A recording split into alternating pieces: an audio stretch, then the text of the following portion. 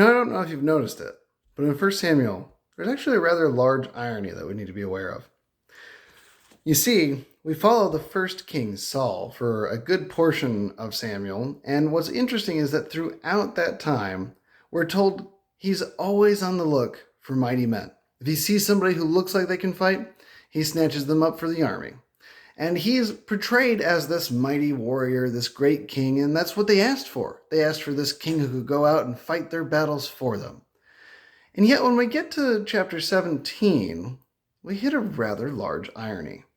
Because as he's sitting there with all his mighty men and all those warriors, all those strong guys who should have been just the most awesome people, he's afraid to fight Goliath. All of them are. Not a single one of them will dare. All these mighty men, and it accounts for nothing.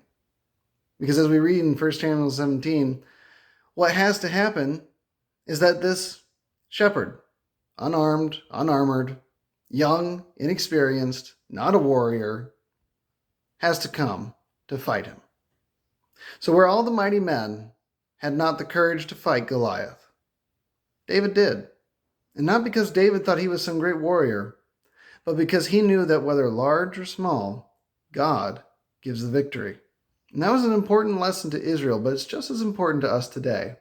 We can be tempted to look around and think just, oh, God can't use us because he needs those really charismatic and talented people. No. What matters more than your charisma or your skills or anything else is, will you obey and follow God? That is what has to be number one. And if you're willing to do that, you'll be surprised by what God can use you for. Amen.